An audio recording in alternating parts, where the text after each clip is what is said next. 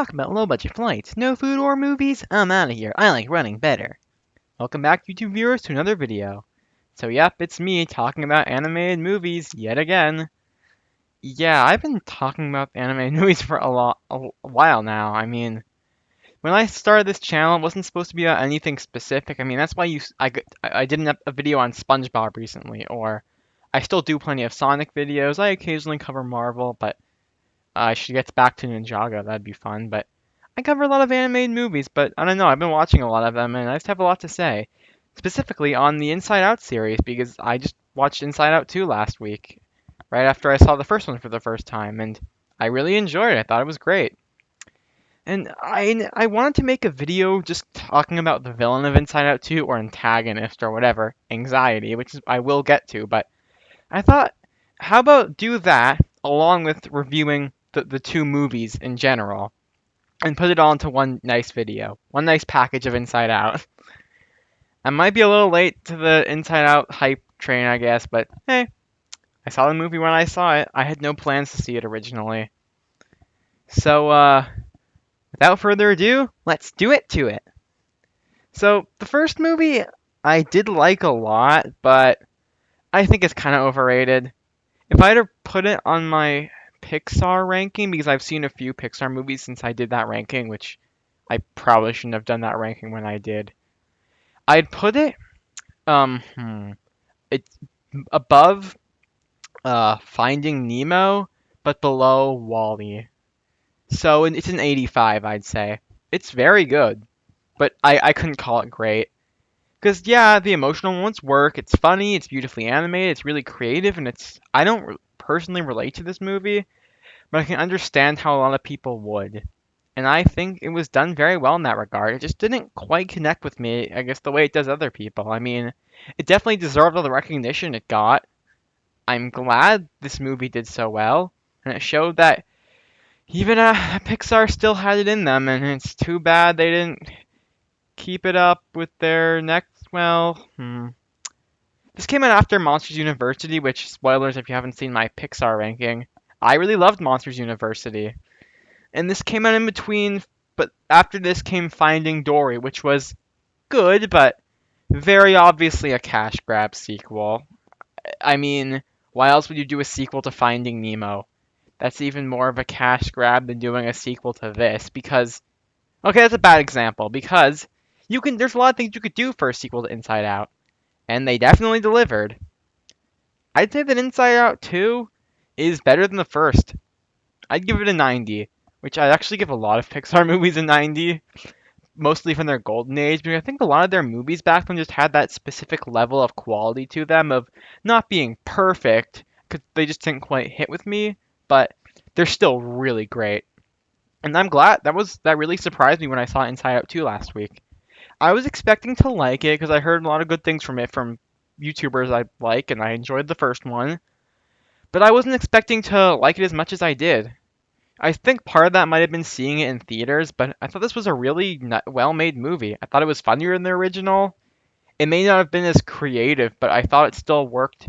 It did a lot of interesting things with the world, and it finally gave John Ratzenberger another cameo. I don't know why they just got rid of him for the past few years. You can't have a Pixar movie without John Ratzenberger, so I'm glad he came back for this. I thought the new emotions it added were interesting. I think the human stuff with Riley and her trying to fit in now that she's getting older worked well. Um, I have to say that fear and anger are my favorite characters in both of these movies, especially in this one. Anger is just really funny. And I also really like all the voices for the emotions. And I like this doubles in both the movies, but I like how, especially in this one, that each emotion isn't just that emotion. Anger isn't just angry all the time. I mean, he even makes a line saying, I don't have to be the voice of anger all the time. Fear can even be kind of, well, I guess fear is always fearful, usually, but sometimes he's a little sarcastic, actually. Uh, Disgust is not really disgusted that much, which is kind of weird, but, or Joy's character arcs in both movies are very good. I like her voice, too. She always sounds so energetic and, well, joyful. Like she's supposed to be. Her arc in the first movie of learning, I guess that goes back to the first movie, of learning, how to that it's okay to be sad sometimes. You can't be positive all the time because sometimes that just isn't right. And that gets expanded on in the sequel where we get introduced to anxiety. It's finally time to talk about her. So, at first, when I saw the trailers, I was just wondering, is this movie gonna have a villain? I mean, are the new emotions aren't really gonna be villains or even, I guess, antagonists? Because the first movie didn't have a villain or even an antagonist.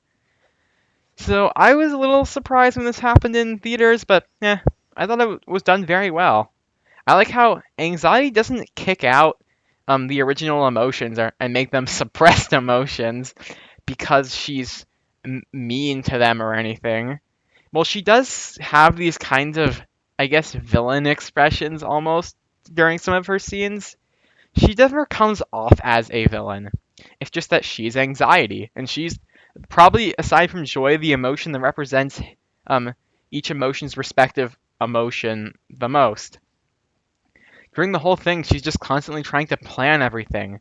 Get rid of the old emotions. They don't fit into the plan. Think about the future. This and that, this and that. And there's that entire scene of what look like a bunch of animators or something at desks locked in cubicles, having to, as she tells them, okay, quick, quick, this is what's happening. You gotta write, draw, tell her what to do because of this and this and this.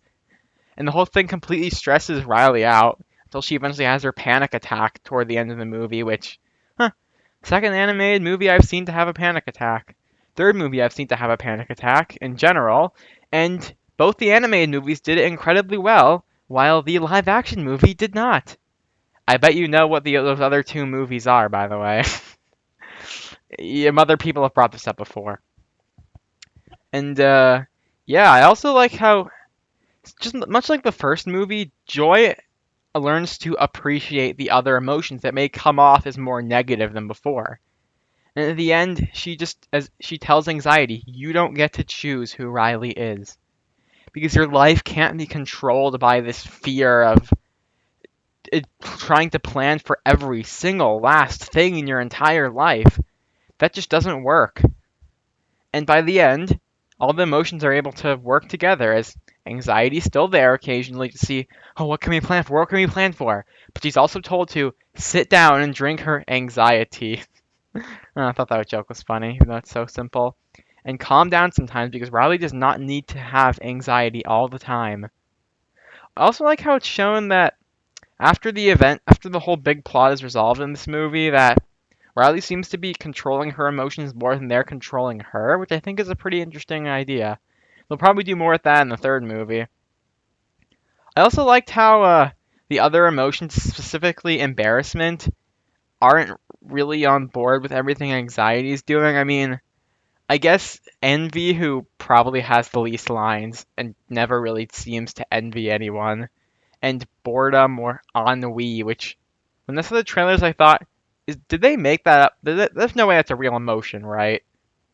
But it seems to just be boredom, so yeah. But I like how embarrassed. There's a scene where embarrassment doesn't expose sadness for having escaped the vault and just lets her search through the manuals and hides her because he doesn't really want to go along with any of this. And anxiety is finally able to calm down at the end, and all the emotions work together as they say that Riley is an anxious kid. Everyone is anxious, but she's still nice and kind and uh, she's still a good person. She may have her issues, her angers, her fears, her disgusts, her anxiety, her embarrassment, but everybody does, and that's okay. Move on. So in conclusion, I think these were just really good movies. It's not Anxiety was a really good antagonist or villain. Honestly, I say she was one of Pixar's best villains. I mean, you can't top Chef Skinner and Randall, of course, and I don't know, maybe a lot, yeah, Lotso, oh, definitely Lotso. But still, really good. I enjoyed these movies a lot. I'd say the first was really good, and the second was great. I'm glad that in this day and age, especially after the disasters that have been Toy Story 4 and Turning Red and Lightyear and Elemental and all other stuff before then, like Incredibles 2. Oh boy, Incredibles 2. I'm glad the studio still has it in it to just produce something that feels more like one of their old movies. Just something that's nice and emotional, because these movies are very emotionally intelligent. Something that is nice and deep and but still fun and even somewhat exciting. They can still do those kinds of movies, and I'm really glad they can. It shows that this studio is not licked. I think it takes more than a few bad movies to completely kill a studio, no matter how bad those movies are, no matter how much they underperform, especially for a juggernaut like Pixar that's owned by Disney. And for as much as Disney's been failing recently, yeah, they're really getting back up with this. I mean, this is the fourth. If you count the Lion King live action, because it's not live action, this is the fourth high. Inside Out 2 is the fourth highest grossing animated movie of all time, Pixar's highest grossing movie. And hey, I don't think this movie is going to be able to get to number 3 or 2 on the list of biggest animated movies, but I think it's definitely done way better than people ever would have thought, and I'm glad it's been so successful. Well, I do think you can do an Inside Out 3. I'm not entirely sure on where they would take the story from here. I mean, Riley would have to be aged up again, I'm assuming, and I don't know how much they age her up, and how would that go? I guess we'll just have to wait and see. I mean, Elio's coming out next year. In 2026, we're getting Toy Story 5, which I am cautiously optimistic for, and something else that year as well. So maybe I'd say 2027 is a little early because this is a Pixar sequel we're talking about. The only 4-year wait between a Pixar sequel was Toy Story 1 and 2, so. But considering how big this was, I'd say maybe in 2027 or 2028 we'll get Inside Out 3. Let's just hope it doesn't get milked to oblivion like Toy Story, where after the success of the original trilogy, they'll think years later, guys, these made so much money and are so beloved, we'll just make another one. And then even if the fourth one is really bad, but they'll still make money, and they'll say, let's make a fifth. I really hope that doesn't happen. But comment down below. What did you think of these movies? That's all for now. And as always, keep on juicing.